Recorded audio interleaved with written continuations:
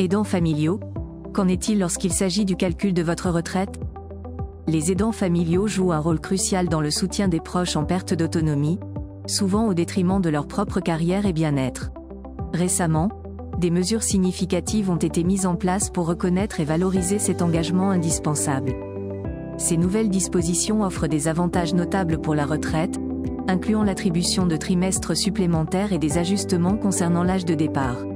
Découvrez comment ces changements peuvent impacter positivement les aidants familiaux, leur permettant ainsi de mieux concilier leurs responsabilités personnelles et professionnelles tout en assurant une sécurité financière accrue à long terme. Impact des activités d'aidant familial sur la retraite. Le rôle d'aidant familial, souvent assumé par ceux qui soutiennent un proche en situation de dépendance, peut sérieusement compromettre les droits à la retraite. En effet, ces aidants sont fréquemment contraints de réduire ou interrompre leur activité professionnelle pour s'occuper d'un enfant handicapé ou d'un parent âgé. Cette interruption de carrière entraîne une diminution des cotisations retraite, réduisant ainsi le montant de leur future pension. Bien que divers dispositifs existent pour atténuer cet impact, les aidants restent globalement désavantagés lorsqu'ils atteignent l'âge de la retraite. Dispositifs et aides pour les aidants familiaux. Pour pallier ces inégalités, plusieurs mesures ont été mises en place. L'une des principales est l'affiliation gratuite à l'assurance vieillesse des parents au foyer, AVPF.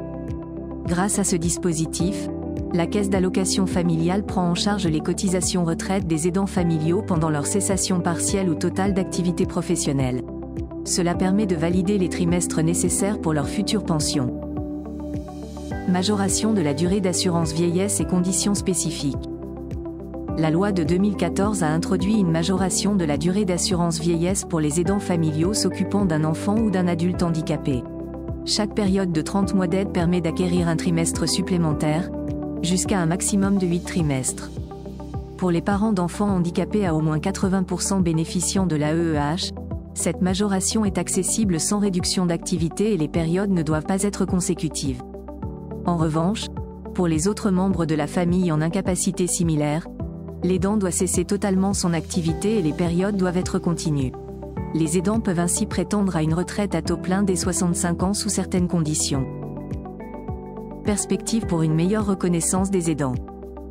Au-delà des dispositifs existants, de nouvelles propositions législatives et initiatives sociales visent à améliorer encore davantage la situation des aidants familiaux.